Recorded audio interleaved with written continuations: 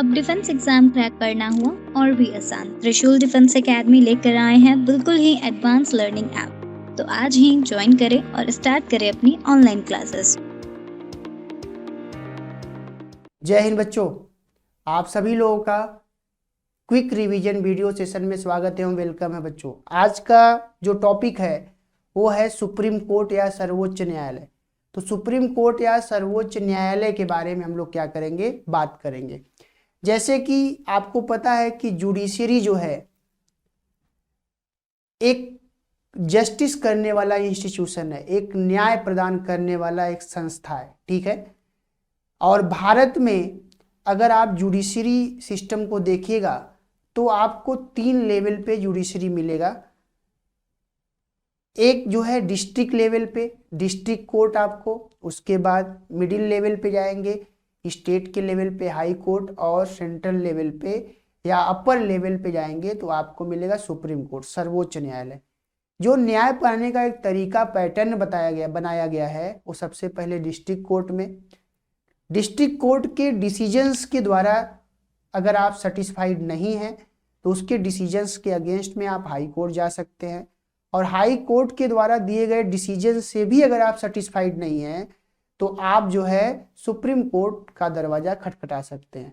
एक न्याय का तरीका है, लेकिन कुछ मामलों में आप हाई कोर्ट और सुप्रीम कोर्ट जा सकते हैं डायरेक्ट। डिस्ट्रिक्ट कोर्ट के पास उन मामलों की सुनवाई करने का ज्यूरिसडिक्शन नहीं है। जैसे फॉर एग्जाम्पल फंडामेंटल राइट के वायलेशन के संदर्भ में, मौलिक अधिकारों के उल्लंघन के संदर्भ में आप डायरेक्ट सुप्रीम कोर्ट और हाई कोर्ट जा सकते हैं। हाई कोर्ट 226 के अंतर्गत, अनुच्छेद 226 के अंतर्गत जा सकते हैं, जबकि सुप्रीम कोर्ट या सर्वोच्च न्यायालय जो है आप जो है आर्टिकल 32 के अंतर्गत जा सकते हैं, अनुच्छेद 32 के अंतर्गत। और अनुच्छेद 32 के अंतर्गत सुप्रीम कोर्ट और 226 के अंतर्गत हाई कोर्ट जो है फंडामेंटल राइट्स से संबंधित सिक्योरिटी या सुरक्षा प्रदान करता है, और उसके अंतर्गत 5 प्रकार के रीट जारी करता है, ठीक है। Habeas corpus, quo warranto, mandamus, certiorari, उसके अलावा प्रोहिबिशन।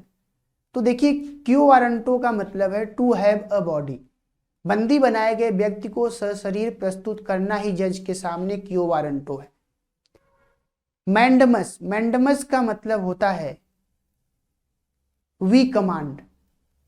वी कमांड का मतलब हम आदेश देते हैं। हम का मतलब यहाँ सुप्रीम कोर्ट या हाई कोर्ट से है।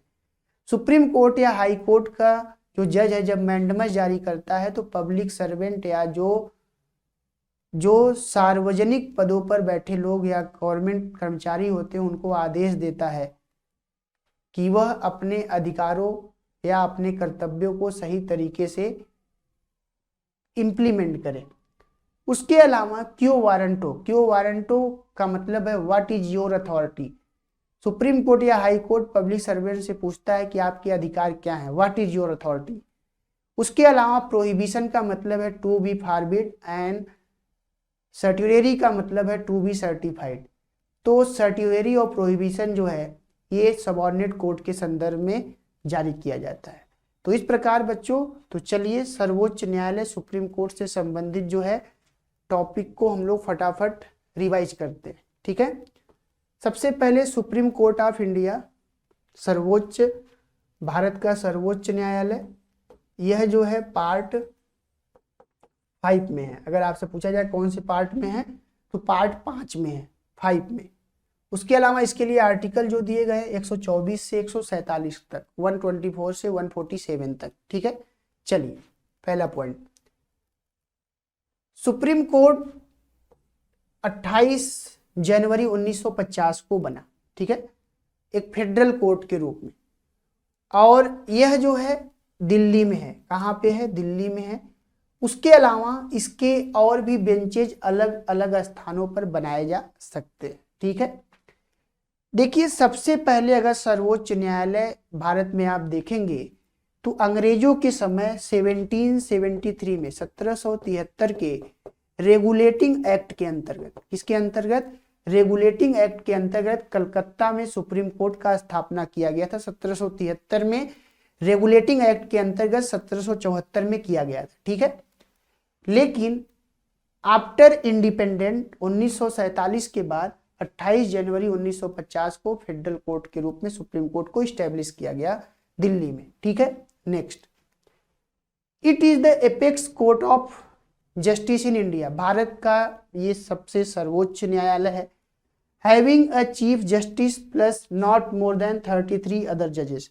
ठीक है, तो इस प्रकार अगर आप देखेंगे तो एक चीफ जस्टिस ऑफ इंडिया और 33 अदर जजेस से मिलकर जो है सुप्रीम कोर्ट बनता है। ठीक है, मतलब 33 जजों से ज्यादा की संख्या नहीं होनी चाहिए। अगर इनकी संख्या और बढ़ानी है तो पार्लियामेंट जो है लॉ बनाकर इनकी संख्या को क्या कर सकता है, बढ़ा सकता है। ठीक है, चलिए नेक्स्ट, अपॉइंटमेंट।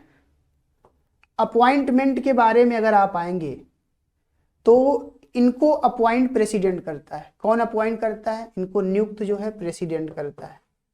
राष्ट्रपति इनको अपॉइंट करता है, प्रेसिडेंट। ठीक है, the chief justice is appointed by the president after consultation with such जजेज of the supreme court and high court as he see deems necessary.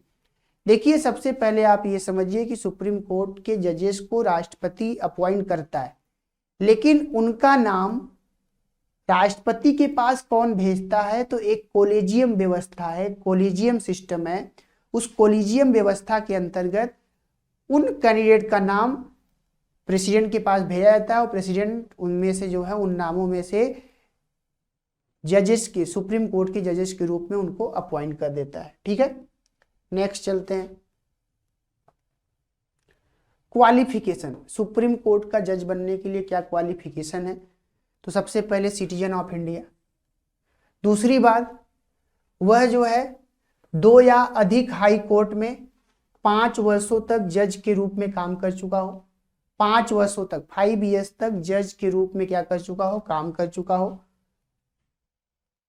और has been a practising advocate in high court in for 10 years। 2 या अधिक high court में वह जो है continuously 10 वर्षों तक लगातार एडवोकेट के रूप में प्रैक्टिस कर चुका हो। ठीक है, अब 5 साल हाई कोर्ट में जज हो या 10 साल प्रैक्टिस किया हो, दोनों में से कोई एक होना चाहिए, दोनों की जरूरत नहीं है। ठीक है, तो इस प्रकार ये क्वालिफिकेशन है सुप्रीम कोर्ट का जज बनने के लिए। नेक्स्ट अगर आप आएंगे फंक्शंस के बारे में,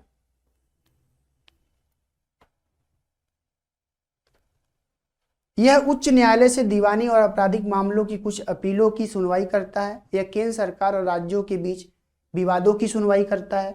यह संविधान द्वारा प्रदत्त किसी भी मौलिक अधिकार को लागू करने के लिए रीट जारी कर सकता है। ये सारी बातें हमने आपको पहले भी बताई। ठीक है, चलिए नेक्स्ट चलते हैं। Terms and removal of a जज। द जज होल्ड द ऑफिस ऑफ जज of supreme court can only B removed from up to age of 65 years। ठीक है, a office by an order of the president after an address by each house of parliament supported by a majority of the total membership of the house and by a majority of not less than 2/3 of the members president and voting on the grounds on। देखिए, सबसे पहले supreme court के जजेस का हटाने का procedure वही है जो राष्ट्रपति को हटाने का प्रोसीजर है, लेकिन राष्ट्रपति को हटाने के लिए इम्पीचमेंट शब्द का यूज किया जाता है, लेकिन जजेस को हटाने के लिए इम्पीचमेंट शब्द का यूज नहीं किया जाता। दूसरी बात कि प्रेसिडेंट को हटाने के लिए किसी भी हाउस में स्टार्ट किया जा सकता है और जजेस को भी हटाने के लिए पार्लियामेंट के किसी भी हाउस में स्टार्ट किया जा सकता है। प्रेसिडेंट को भी हटाने के लिए स्पेशल मेजॉरिटी का जरूरत पड़ता है, जजेस को भी हटाने के लिए स्पेशल मेजॉरिटी का जरूरत पड़ता है। उनको भी 14 दिन पहले नोटिस दिया जाता है और यहाँ पे भी 14 दिन पहले नोटिस का प्रावधान है। तो इस प्रकार ये जो है 65 साल की एज तक अपने पद पर बने रह सकते हैं या उससे पहले भी हटाए जा सकते हैं, जो प्रोसीजर हमने आपको बताई। ठीक है, चलिए नेक्स्ट चलते हैं।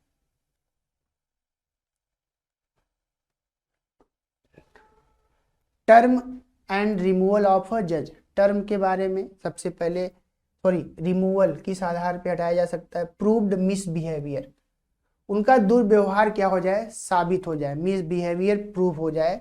और दूसरा इनकैपेसिटी, ठीक है, अक्षमता, अगर वो अक्षम हो जाए काम करने में, सक्षम न रहे, तो उस संदर्भ में उनके ऊपर यह सुनिश्चित किया जा सकता है। The constitution of India has ensured that they can be removed by parliament by complex procedure, parliament में ये प्रोसीजर स्टार्ट किया जाता है और यह कॉम्प्लेक्स प्रोसीजर है। After retirement they can not practice in any India court, retirement के बाद यह जो है भारत के किसी भी कोर्ट में प्रैक्टिस नहीं कर सकते, भारत के किसी भी कोर्ट में ये प्रैक्टिस नहीं कर सकते बच्चों, ठीक है, इस बात को आप ध्यान में रखें, क्वेश्चन पूछा भी जाता है। चलिए नेक्स्ट चलते हैं सैलरी के बारे में। देखिए सैलरी अगर आप आएंगे तो इनका जो सैलरी है 2,90,000, ठीक है, 2.90 लाख जो है इनका सैलरी है, वेतन, ठीक है। और इनके सैलरी के बारे में अगर आप आएंगे तो हम लोगों ने बात किया था शेड्यूल सेकेंड में, अनुसूची 2 में जो है वेतन या सैलरी के बारे में बताया गया है। चलिए नेक्स्ट चलते हैं। उसके अलावा एक बात और भी जान लीजिए बच्चों, इनको सैलरी जो है कंसोलिडेटेड फंड ऑफ इंडिया से दिया जाता है, फंड ऑफ इंडिया, भारत के संचित निधि से। कहां सैलरी दिया जाता है, भारत के संचित निधि से बच्चों।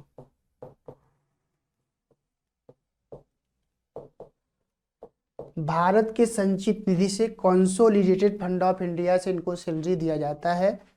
और ये आर्टिकल 266(1) में 266(1) में भारत के संचित निधि या कंसोलिडेटेड फंड ऑफ इंडिया के बारे में बताया गया है।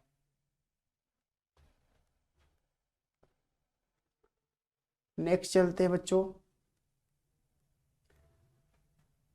इंडिपेंडेंस ऑफ जजेस, डिसीजन एंड एक्शन ऑफ जजेस कैन नॉट बी क्रिटिसाइज्ड, ठीक है, न्यायाधीशों के निर्णय एवं कार्यों की आलोचना नहीं की जा सकती, ठीक है। Any type of conduct of जजेस can not be discussed any parliament except in the case of removal, पद से हटाने के मामले को छोड़कर न्यायाधीशों के किसी भी प्रकार के आचरण के लिए आचरण पर संसद में चर्चा नहीं की जा सकती, ठीक है। Next, chief justice of India is appointed on seniority basis, Bharat के मुख्य न्यायाधीश की नियुक्ति वरिष्ठता के आधार पर की जाती है, ठीक है। कभी कभी इसका जो है वरिष्ठता या सीनियरिटी का आधार जो है इसका वायलेशन हुआ है, ठीक है, लेकिन जनरली सीनियरिटी के बेसिस पर सुप्रीम कोर्ट का चीफ जस्टिस अपॉइंट होता है। Next, the function and responsibilities of the supreme court are defined by the constitution, the jurisdiction of the supreme court में बी कैटेगराइज एज। तो आइए इनके jurisdiction के बारे में देखते हैं हम लोग। आर्टिकल 131 ओरिजिनल ज्यूरिसडिक्शन या प्रारंभिक क्षेत्राधिकार, मोस्ट इंपॉर्टेंट है, ध्यान में रखें आप, प्रारंभिक क्षेत्राधिकार।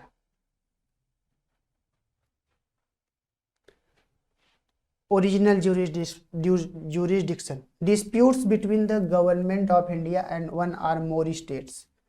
तो प्रारंभिक क्षेत्राधिकार के अंतर्गत भारत सरकार और एक या अधिक राज्यों के बीच अगर विवाद हो जाए तो सुप्रीम कोर्ट इसकी सुनवाई ओरिजिनल ज्यूरिसडिक्शन के अंतर्गत डायरेक्ट करता है। इस मामले की सुनवाई का अधिकार हाई कोर्ट और डिस्ट्रिक्ट कोर्ट के पास नहीं है। दूसरा, dispute between government of India and one or more state, one side and one or more state on the other side। Bharat सरकार और एक तरफ या अधिक राज्यों तथा दूसरी तरफ एक या अधिक राज्यों के बीच विवाद भी डायरेक्ट ओरिजिनल ज्यूरिसडिक्शन के अंतर्गत देखा जाता है। नेक्स्ट, डिस्प्यूट्स बिटवीन टू और more states, example Kaveri water dispute between Karnataka, Tamil Nadu and Pondicherry. तो ये इस संदर्भ में भी जो है इसकी सुनवाई सुप्रीम कोर्ट ओरिजिनल ज्यूरिसडिक्शन के अंतर्गत करता है। किसके अंतर्गत? ओरिजिनल ज्यूरिसडिक्शन या जो है प्रारंभिक क्षेत्राधिकार के अंतर्गत करता है। नेक्स्ट अगर आप आएंगे बच्चों, एक है अपीलेट ज्यूरिसडिक्शन। अपीलेट ज्यूरिसडिक्शन के अंतर्गत अगर आप आएंगे तो जैसे अगर आप डिस्ट्रिक्ट कोर्ट के द्वारा दिए गए डिसीजन से सेटिस्फाइड नहीं है तो आप अपील कहाँ पे करेंगे? High court. हाई कोर्ट के द्वारा दिए गए डिसीजन से भी अगर आप सेटिस्फाइड नहीं है तो फिर कहाँ अपील करेंगे? Supreme court. तो जो सुप्रीम कोर्ट में ये इस प्रकार के पिटीशन आते हैं उनको जो है अपीलेट ज्यूरिसडिक्शन के अंतर्गत शामिल करते हैं। उसके अलावा आर्टिकल 32 के अंतर्गत रीट संबंधित ज्यूरिसडिक्शन है। अगर किसी भी व्यक्ति के फंडामेंटल राइट का वायलेशन होता है तो आर्टिकल 32 के अंतर्गत जो है सुप्रीम कोर्ट रीट जारी करता है 5 प्रकार का।